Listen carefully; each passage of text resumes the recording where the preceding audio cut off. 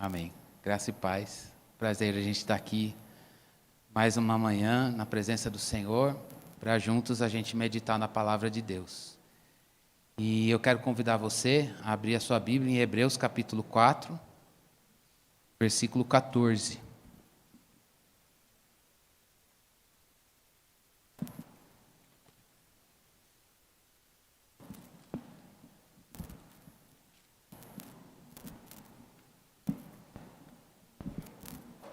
Hebreus capítulo 4,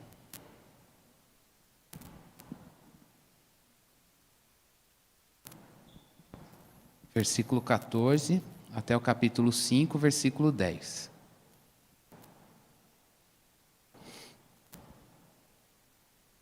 Quatro 14 até 5:10 diz assim: Tendo, pois, Jesus, o Filho de Deus, como o grande sumo sacerdote que adentrou os céus, conservemos firmes a nossa confissão, porque não temos sumo sacerdote que não possa se compadecer das nossas fraquezas. Pelo contrário, ele foi tentado em todas as coisas, à nossa semelhança, mas sem pecado. Portanto, aproximemo-nos do trono da graça com confiança, a fim de recebermos misericórdia e encontrarmos graça para ajuda em momento oportuno. Cada sumo sacerdote, sendo escolhido dentre os homens, é constituído nas coisas relacionadas com Deus, a favor dos homens, para oferecer dons e sacrifícios pelos pecados. Ele é capaz de se compadecer dos ignorantes e dos que se desviam do caminho, pois também ele mesmo está rodeado de fraquezas. Por esta razão, deve oferecer sacrifícios pelos pecados, tanto do povo como de si mesmo. E ninguém toma esta honra para si mesmo, a não ser quando chamado por Deus, como aconteceu com Arão. Assim também Cristo não glorificou a si mesmo para se tornar sumo sacerdote, mas quem o glorificou foi aquele que lhe disse: Você é meu filho, hoje eu gerei você. Em outro lugar também diz: Você é sacerdote para sempre, segundo a ordem de Melquisedeque. Ele, Jesus, nos dias da sua carne, tendo oferecido com forte clamor e lágrimas, orações e súplicas, a quem o podia livrar da morte, foi ouvido por causa da sua reverência. Embora fosse filho, aprendeu a obediência pelas coisas que sofreu, e tendo sido aperfeiçoado, tornou-se autor da salvação eterna para todos os que lhe obedecem. E o Deus o nomeou sumo sacerdote, segundo a ordem de Melquisedeque.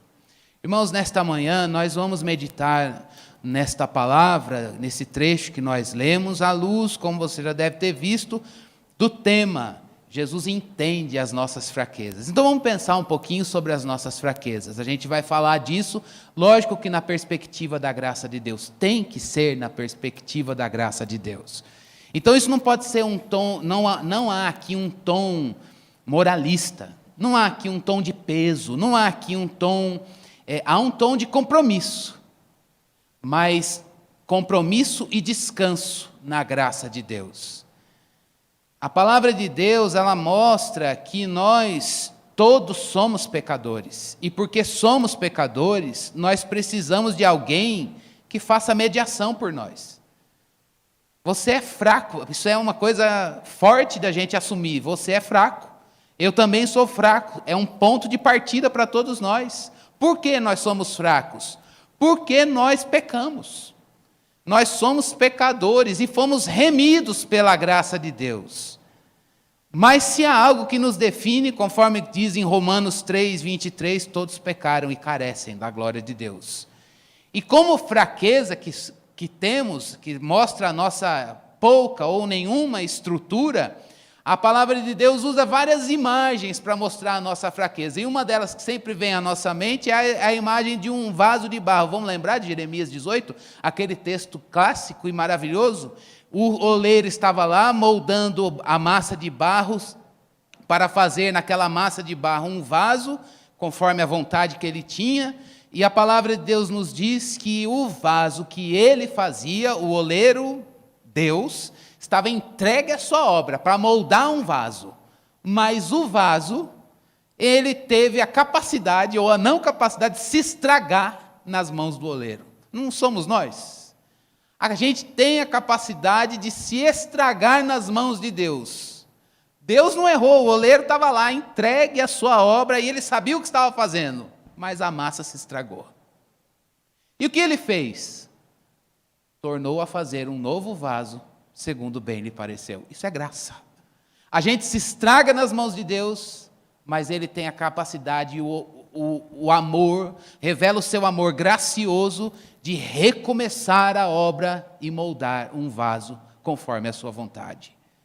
Portanto, a gente sabe, esse é um ponto de partida para nós, lembrar que nós somos pecadores e a graça de Deus, ela mostra o poder de Deus sendo aperfeiçoado na nossa fraqueza. Faz todo sentido esse outro texto que mostra a experiência de Paulo, em que ele diz, olha, eu recebi um espinho na carne, por 3 vezes pedi a Deus que o tirasse, e ele disse, não vou tirar. A minha graça basta e o meu poder se aperfeiçoa na fraqueza, porque quando você está fraco, então é que você é forte. Por que nós precisamos encarar de frente a nossa fraqueza, irmãos?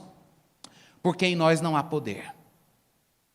Porque nós não temos condições, você não tem condições de resolver por você mesmo, eu por mim mesmo, as minhas, as suas, as nossas fraquezas. Nós precisamos de alguém que trabalhe em nós.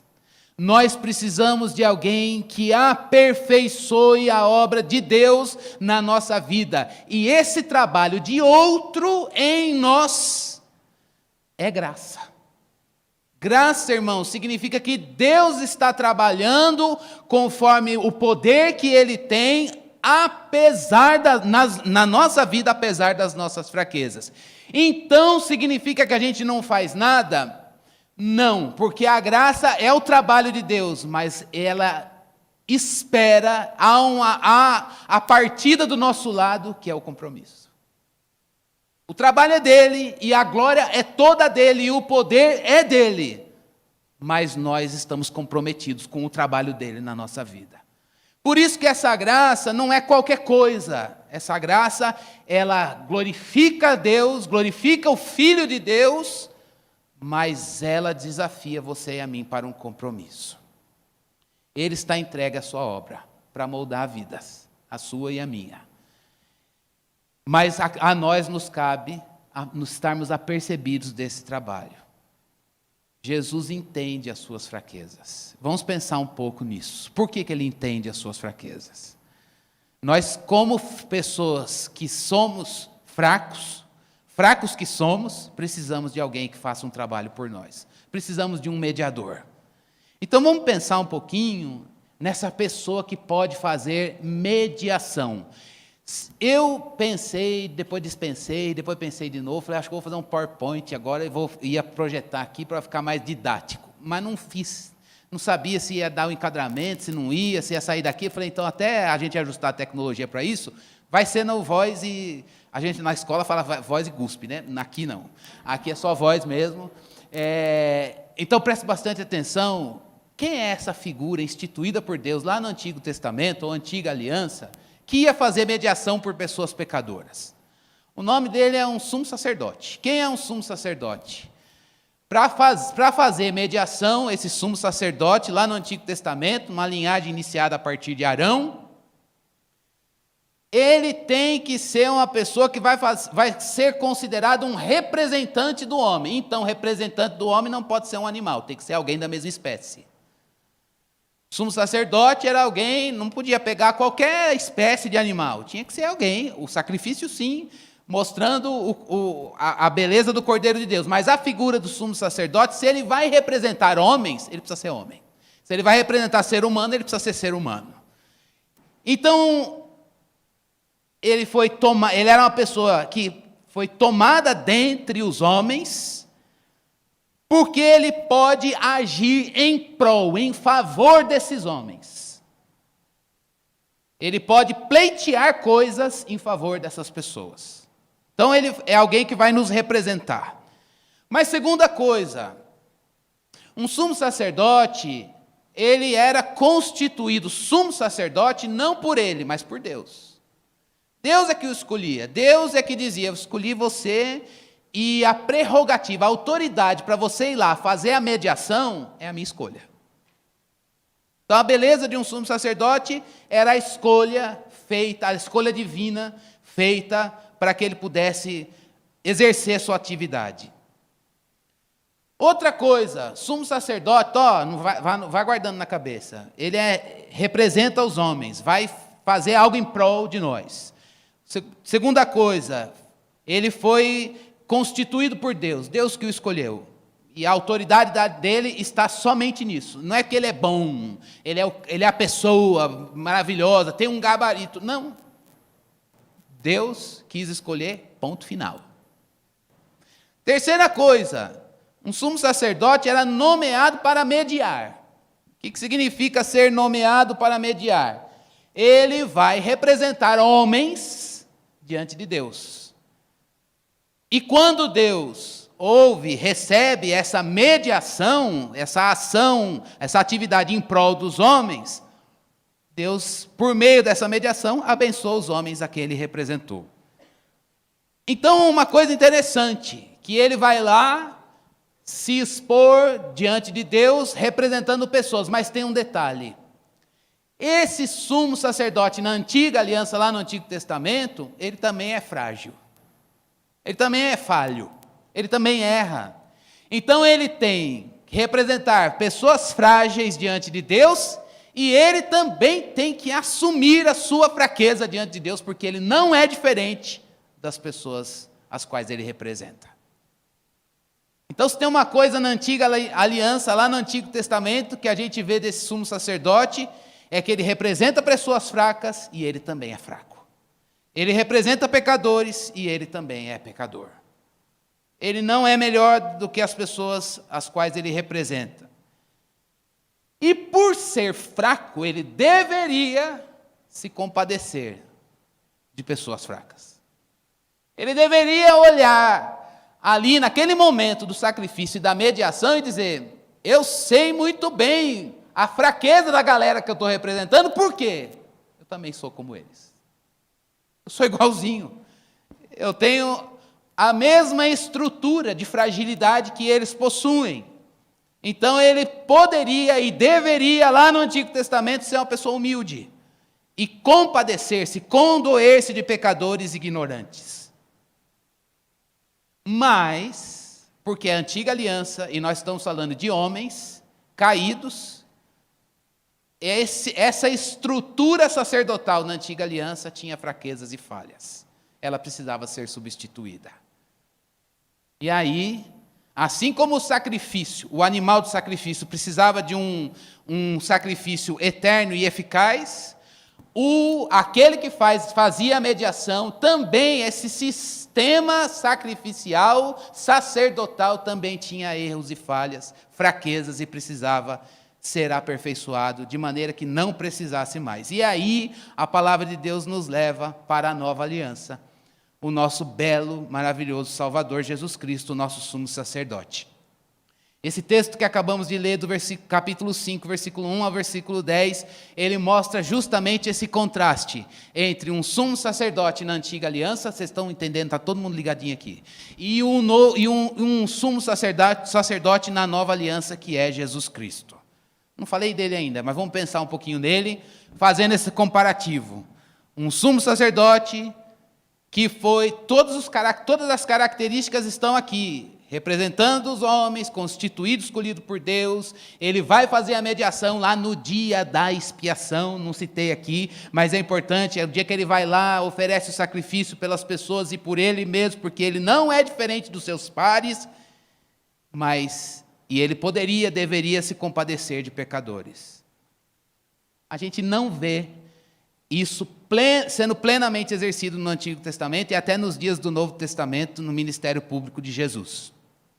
E é por isso que essa antiga aliança está só sombreando o verdadeiro sumo sacerdote, que é Cristo Jesus. O autor de Hebreus vai falar algumas coisas desse sumo sacerdote, e eu quero que você fique aqui para prestar bastante atenção nisso. Quem é Jesus, o sumo sacerdote, à luz desse texto na nova aliança? Ele é alguém designado por Deus. Que bom. Foi designado por Deus. Salmo 2 e o Salmo 110 são 2 versículos desses salmos, estão citadas pelo autor de Hebreus. Quem é ele? Ele é: você é meu filho e hoje eu te gerei. É um sumo sacerdote. E quem é esse sumo sacerdote? Deus Pai escolheu o Filho. É muito forte isso. Deus Pai escolheu o Filho dele para fazer a mediação. E outro texto, está lá no versículo 6, você é sacerdote para sempre, segundo a ordem de Melquisedeque. Essa ordem de Melquisedeque aguardem cenas das próximas semanas. Mas você é sacerdote para sempre. E quem é esse sacerdote para sempre? O Filho de Deus. Ele também é, a origem dele, por ser Filho de Deus, é essa beleza da nomeação, mostra a nomeação divina. Mas olha só, irmãos, você é sacerdote para sempre. O sacerdócio lá na antiga aliança, ano após ano, ele tinha que ser renovado. Todo ano, no dia da expiação, ia o sumo sacerdote oferecer o sacrifício no Santo dos Santos para perdão de pecados. Mas o sacerdócio de Jesus, o nosso sumo sacerdote, diz o texto que ele é para sempre. O que significa dizer que ele é para sempre? Ele não pode ficar melhor. Não precisa de algo melhor. Guarda bastante essa informação. O sacerdócio de Jesus é para sempre porque ele não precisa ser melhor. Ele é a expressão perfeita de um sacrifício. Por isso que é para sempre. Outra coisa, é para sempre porque não precisa de sucessão. Não precisa, a linhagem sacerdotal, ela ia passando, ele morreu e não tem um descendente lá que vai fazer continuar. Não, ele fez uma vez para sempre sem descendentes. Não precisa disso. Não há sucessão. Esse sacrifício feito por esse sumo sacerdote, essa mediação, é aplicável a todos os homens e em qualquer época, em qualquer lugar. É para sempre e transpassa o tempo, as gerações e os espaços. Esse sumo sacerdote na nova aliança, Jesus Cristo, ele é extremamente qualificado para fazer mediação. Para fazer a mediação, ele precisava de uma série de prerrogativas. Jesus cumpre todas elas. Ele é impecável. Essa é uma diferença da antiga aliança. O outro fazia mediação pelo pecado dos outros e de si mesmo. Jesus é impecável, ele não tem pecado. Ele é qualificado porque ele não tem falhas, ele é perfeito. Só que essa sua perfeição, preste bastante atenção nisso, ela precisava de ser submetida a um teste. Não para provar que ele era perfeito, mas ela precisava, de alguma forma, ser atestada diante dos homens. E esse atestado diante dos homens foi o sofrimento de Jesus Cristo, até a morte de cruz. Jesus Cristo, nesse sofrimento, para atestar a sua perfeição, que ele sempre teve, ele aprendeu a nossa situação de pecadores. Ele é impecável, nós somos frágeis. E no momento em que, a partir do momento que Jesus Cristo se submete ao sofrimento, ele vai e se torna obediente até a morte de cruz, e passa por esse sofrimento confiando em Deus. Diz a palavra de Deus, a gente tem revelado diante de nós aquele que se tornou o autor da salvação eterna para todos os que lhe obedecem. A perfeição de Jesus, então, desse nosso sumo sacerdote, irmãos, é a base da nossa salvação. Por que nós estamos aqui hoje? Porque teve um sumo sacerdote que é perfeito. Um sumo sacerdote perfeito. E nós, não. Mas porque ele é perfeito, essa sua perfeição é a base da nossa salvação.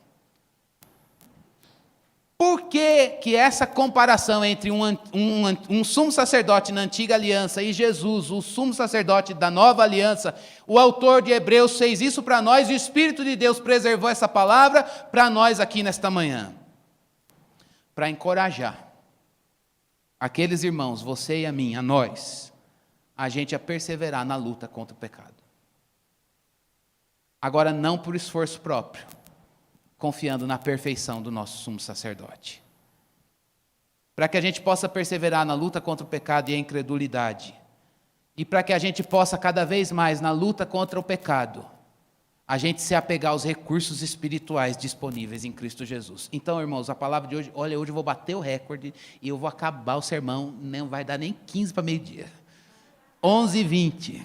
Vocês vão ver só, os tópicos hoje é assim, mas tem consolo para o nosso coração. Deus quer que a gente saiba olhar para Jesus, o nosso sumo sacerdote, e não temer, não ter medo, pavor, desespero, porque nós somos fracos. Muito pelo contrário, que a perfeição do nosso sumo sacerdote, do nosso Salvador Jesus Cristo, ela nos desafie a perseverar contra o pecado que está presente em cada um de nós, que nós temos que lutar, mas contando com a operação da graça de Deus, que aperfeiçoa o poder de Deus na nossa fraqueza, para que a gente possa, a partir disso, depender dos recursos espirituais disponíveis em Cristo Jesus e não contar com a gente mesmo. Não é não fazer nada e nem tampouco se conformar. Eu nasci assim, eu vivi assim, eu vou morrer assim. Não. Eu sou fraco, mas eu quero ver aperfeiçoada a obra do Filho de Deus na minha vida. Para isso, a perfeição dele é a minha segurança. E eu preciso ir a ele, me achegar a ele, para lutar, perseverar na luta contra o pecado e provar os recursos disponíveis em Cristo Jesus. Então, diante disso, nós temos um sumo sacerdote que entende as nossas fraquezas. E isso tem para nós um desdobramento, um chamado que se desdobra em duas ações. A primeira delas, conserve firme a sua confissão. A gente já viu isso no livro de Hebreus. Isso já foi um tópico de um outro sermão aqui. Conserve firme a sua confissão. Por quê? Que confissão é essa? A confissão de que nós somos frágeis, mas Jesus é perfeito. Lembre-se disso.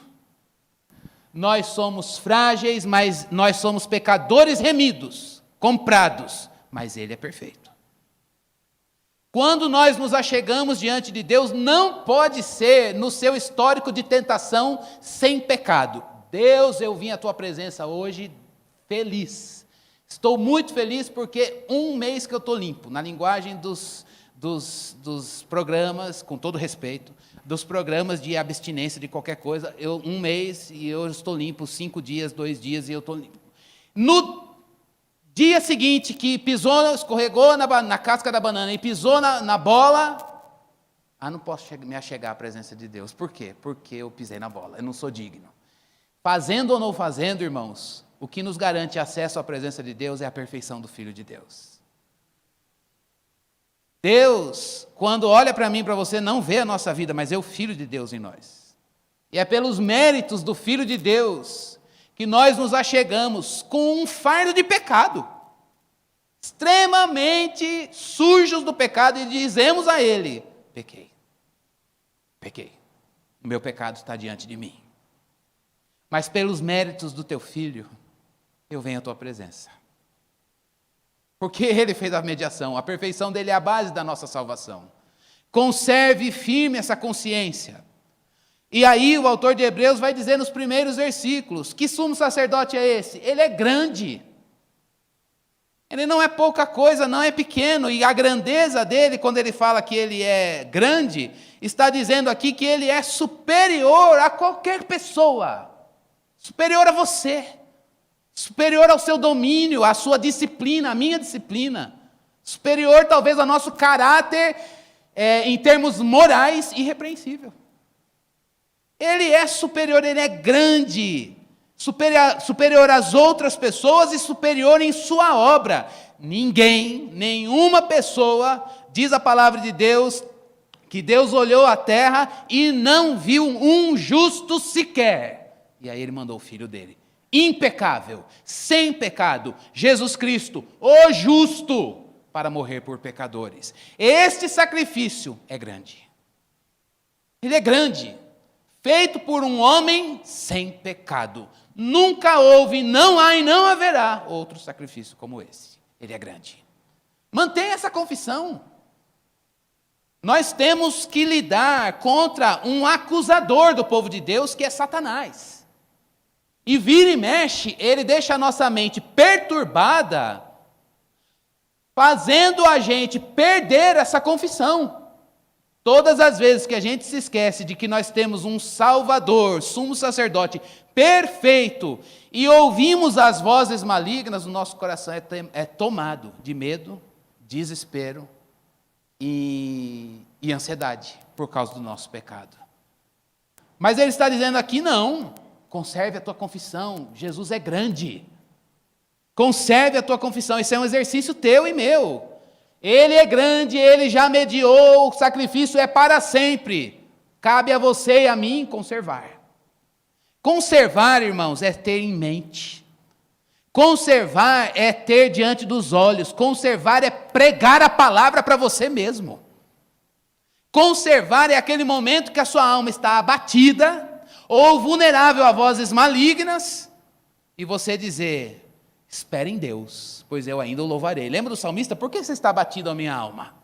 Ele está falando com ele mesmo e fazendo valer a palavra. Há momentos em que a gente precisa constantemente fazer valer a palavra.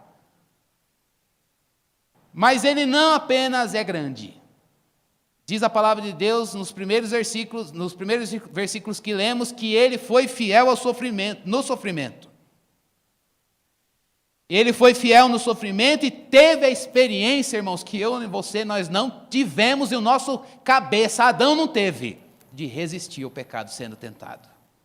Ele sabe o que é passar pela tentação e resistir e não cair. A gente sabe o que é passar e cair.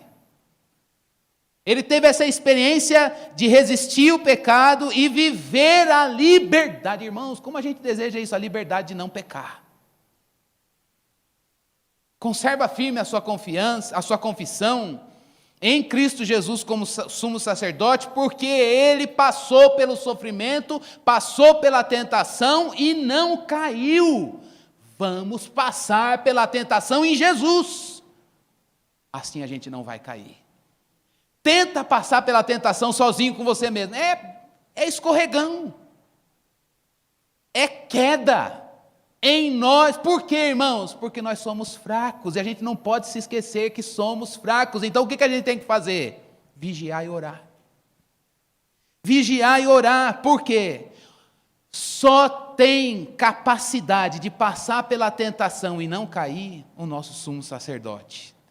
Ele não tem fraquezas como eu e você. Jesus não tem pecado como eu e você. E ele pode, por não ter fraquezas e pecados, se simpatizar com a gente, com homens fracos.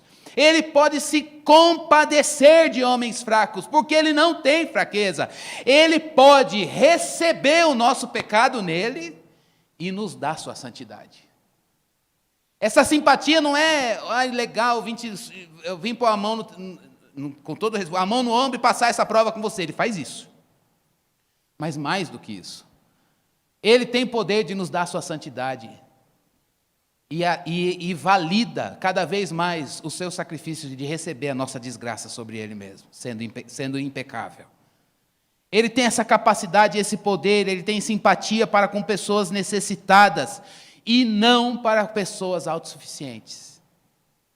Preste bastante atenção nesse primeiro ponto aqui para eu encerrar, porque eu vou acabar antes das 15 para o meio-dia. Irmãos, o nosso sumo sacerdote, a gente precisa conservar a nossa confissão no nosso sumo sacerdote, porque só ele passou pelo sofrimento e foi obediente, só ele passou pela experiência de ser tentado e não cair, e só ele tem o poder de se compadecer de pessoas que são fracas, porque ele não é fraco. Faz todo sentido quando a gente canta aquele louvor bem antigo que diz: dou graças de todo o coração, porque sendo fraco, eu hei de dizer, eu sou forte no Senhor, porque sendo pobre, nele eu sou rico. É esse contraste, essa junção desses extremos na pessoa do Filho de Deus. Ele recebe a nossa pobreza, a nossa fraqueza e nos dá a riqueza da vida de Deus. Não é pouca coisa. Onde está a nossa segurança? Para que essas informações sobre ele é grande, ele foi fiel no sofrimento, teve a experiência de resistir ao pecado sendo tentado, tem essa capacidade maravilhosa porque não tem fraqueza? Para que essas informações, irmãos? O interesse do autor de Hebreus e o interesse de Deus para mim e para você não é teórico. Tivemos uma aula sobre sacrifício, não tivemos uma aula. Tivemos uma síntese bem panorâmica do sacrifício no Antigo Testamento e na Nova Aliança, e agora posso entender um pouco melhor. Fundamental isso, mas o objetivo do autor de Hebreus e da palavra de Deus para mim e para você é prático. Pastor, o que eu faço com essa informação? Essa informação tem que desafiar o seu coração e o meu, a gente se achegar a Deus. E aí, nós estamos falando de vida devocional e de oração. Para que saber que Jesus é um sumo sacerdote, que é para sempre, fiel no sofrimento, resistiu à tentação, pode se compadecer de pecadores, coisa que na antiga aliança nós não nos encontramos. O tapinha com todo o amor de Deus para mim e para você hoje não é um tapinha dizendo bater, não é um tapinha de empurrando a gente, se achegue. Corra para a presença de Deus. Vá à presença dele. A graça é o agir de Deus, mas a gente está comprometido. Então, aprenda a ir à presença de Deus. Esse é o segundo desafio. E aqui eu vou acabar. Se achegar a Deus, está lá no texto que a gente leu. Aproxime-se, se achegue a Ele. Ele não é tudo isso, grande e tal, e foi, e fez, e é impecável. Para que saber isso? Para que a igreja viva diante de Deus. Irmãos, você na vida e nós vamos ser tentados. Eu não sei se você teve essa experiência. Lógico que já teve. Mas não sei o que você sente nessa experiência de ser tentado e não cair. Não é horrível? A experiência de passar pela tentação e não cair, mas só de você descobrir que você tem concupiscência presente na carne, é uma coisa horrorosa. Quando você passa pela tentação e você olha para uma coisa que te deixou vulnerável, aí você fala, nessa hora penso, poxa, mas está aqui ainda. Não é possível que essa nhaca está viva dentro de mim. Por quê? Aí você descobre. Não é assim? Você descobre, mas está vivo. E o que eu tenho que fazer? Vigiar. O que eu tenho que fazer? Ficar esperto, porque eu sou fraco. Todos os dias da nossa vida a gente vai passar por essa experiência, irmãos, de lidar com fraquezas, porque elas estão, o pecado está presente na nossa carne. Então a gente precisa vigiar, e aí por isso que vigiar, como o próprio Jesus Cristo disse, vigie e ore para que você não entre em tentação, nós precisamos fazer as duas coisas. Vigiar e orar, irmãos, para que a gente não entre em tentação, é a atitude do crente de se achegar. Por que o crente se achega? Porque ele sabe que é fraco. Porque ele sabe que tem fraquezas. Ele não baixa a guarda para ele mesmo. É por isso que eu já disse isso aqui inúmeras vezes ao longo de tantos anos de convivência, de 8 anos que eu estou junto com vocês na liderança da igreja. Tem coisas que a gente precisa ter a sabedoria e dizer, isso para mim é não. Por quê? Porque eu sou fraco. Essa porta eu não vou abrir. Eu vou manter ela fechada. Por quê? Porque eu sei que eu não sou forte. E eu quero agradar o meu Deus. E não apenas fechar portas, mas eu também preciso não baixar a guarda e me achegar diante de Deus. Por quê? Porque a fraqueza está diante de mim. Essa experiência do Salmo 51. O meu pecado está diante de mim. Não para Deus me envergonhar, mas para eu saber que eu preciso de um sumo sacerdote que me dê poder. Ir a Ele, irmãos, para buscar misericórdia para os fracassos do nosso pecado. Agora eu quero trazer um pontinho aqui. eu não sou bom como às vezes na hora de aplicar o sermão, com o momento trazendo os bastidores para cá, é muito difícil como aplicar esse ponto para a nossa vida, mas vou tentar. Nós somos bombardeados aqui no século XXI com um monte de experiências. Nós somos bombardeados com... Eu caio em todas elas, elas não são ruins em si mesmas. Mas vira e mexe, você está mal, come um docinho que deixa feliz. Você está sentindo alguma coisa, faz uma atividade física que ela dá... Qual é o nome do hormônio? Que dá uma sensação, endorfina. Pois é, te dá um negócio legal, você fica melhor, é verdade, você soa, transpira, tal, mas aquela exaustão pós-estresse, relaxou. São coisas boas e maravilhosas. Ou a experiência de um entretenimento para a gente dar uma desligada. O que eu preciso fazer? Eu preciso me sentir bem pela atividade física, eu preciso dar uma esquecida lendo um texto ou assistindo uma série, eu mereço um docinho hoje porque minha semana foi punk, eu estou cansado de mim mesmo, é uma semana de muita tentação. São coisas que estão aí na vida social e vão ficar e a gente vai viver e interagir com elas, beleza. Mas nada disso se compara e não pode ser comparado à atitude do crente se achegar a Deus por causa da perfeição de Jesus e dizer: eu pequei, tem pecado na minha vida e não tem bem-estar de atividade física, delícia de um prazer de um doce, ou qualquer uma noite bem dormida, qualquer outra coisa que se compare e que traga expiação do meu pecado, a não ser entrar no Santo dos Santos por causa da mediação do sumo sacerdote Jesus. E eu acho que a Igreja de Jesus Cristo, na nossa geração, precisa ficar esperta com isso. Porque nós estamos correndo o risco de termos um alfabetismo bíblico e teológico sobre oração e entrarmos na presença de Deus, mas não entrarmos na presença de Deus na hora que o calo aperta. Não termos esse treino de descarregar um fardo de pecado diante de Deus. Estou falando isso a partir de mim.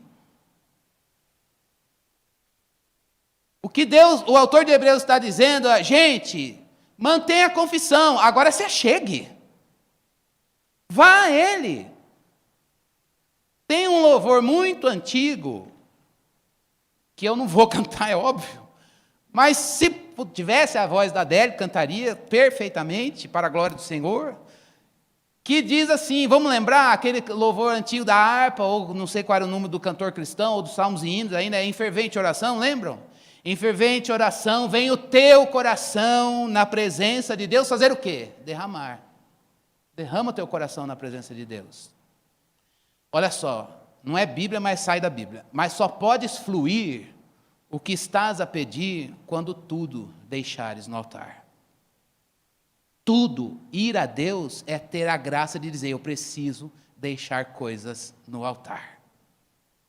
Quando tudo perante o Senhor estiver, e todo o teu ser Ele controlar, só então has de ver que o Senhor tem poder. Quando tudo deixares no altar. Olha a diferença de geração. O Lucas cita Estênio Márcios e eu cito a harpa cristã. Mas os dois saem da Bíblia. Quando tudo a gente deixar no altar. Para que saber que nós temos um sumo sacerdote que é grande e que fez um sacrifício para sempre? Para que a gente pare de andar com fardo de pecado e entre na presença de Deus e deixe lá. Agora, isso é para os humildes, não para os autossuficientes. E se nós estamos andando sem nos achegarmos a Ele, quantas vezes a gente perde a capacidade de se achegar, de ir a Ele? E aí a gente procura simpatia em coisa que não é impecável. Eu quero procurar simpatia para a minha dor e fardo do pecado na atividade física. Eu faço isso, mas não vai. Ela não tem poder redentivo. O docinho agora, desculpa, Cristiano, não vai redimir esse fardo de pecado. Uma noite de sono bem dormida, é necessário, Deus nos criou para isso. mas não tem poder de redenção, não tem simpatia, porque não fez mediação pelos seus pecados. Este fardo, achegue-se à presença de Deus pelos méritos de Jesus Cristo. E deixe tudo no altar, porque quando Deus olha para mim e para você, Ele não vê a gente, mas Ele vê o Filho dEle. E para isso a gente precisa manter firme a nossa confissão, para que com ela a gente se achegue na presença de Deus. Ir a Ele para receber graça na ocasião oportuna, diz o texto. Ir a Ele num trono, mas que trono é esse? Trono de um tirano? Não, trono de graça, faz toda a diferença. Trono de graça, quando Deus vê ali, Ele sabe, todo mundo que está aqui é pecador, mas eu estou olhando a perfeição do meu filho, e ela está aplicada para todos eles. Vem.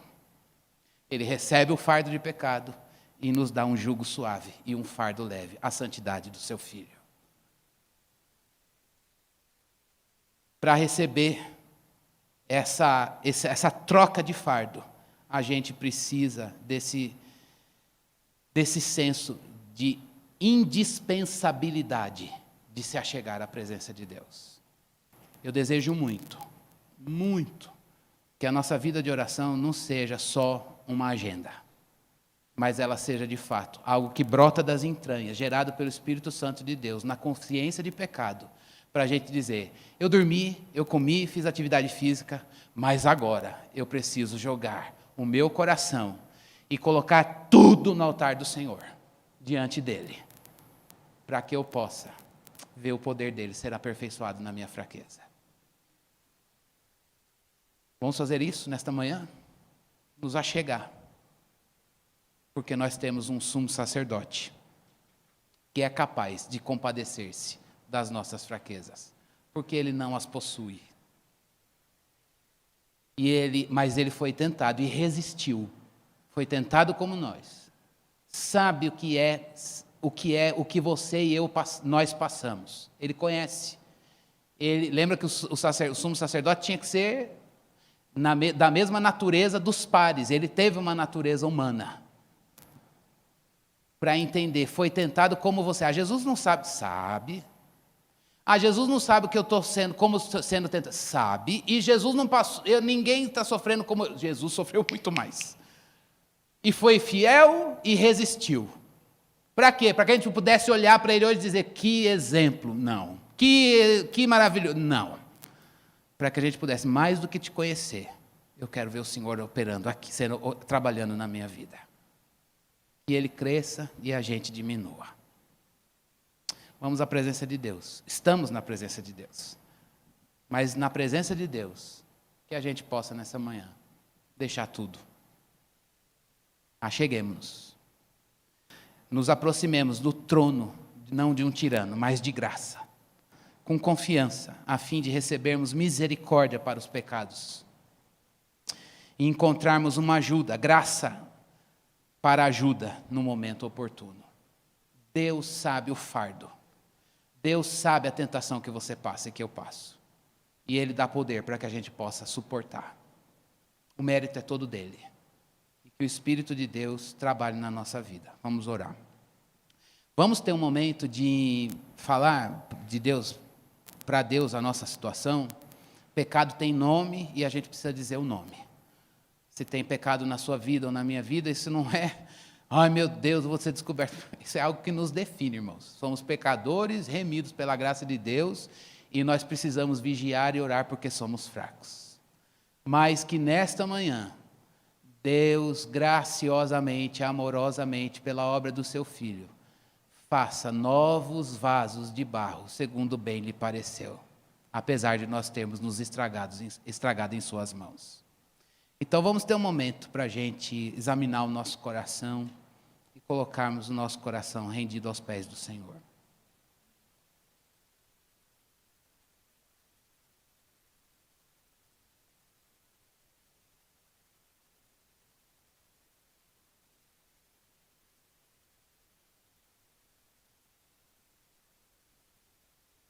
Senhor, é com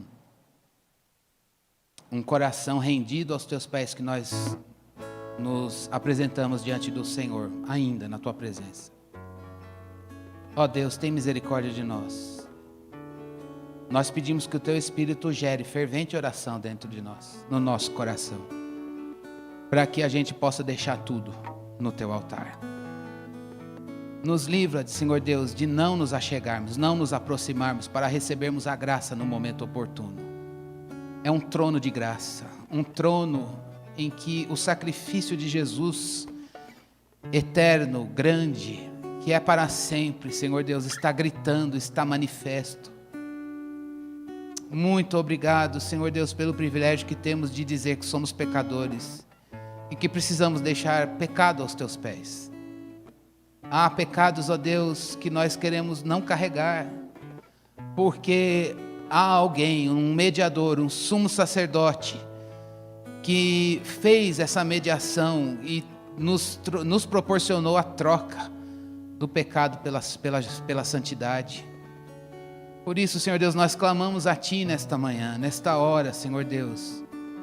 Dá-nos percepção de nós. Dá-nos percepção, Senhor Deus, da nossa realidade.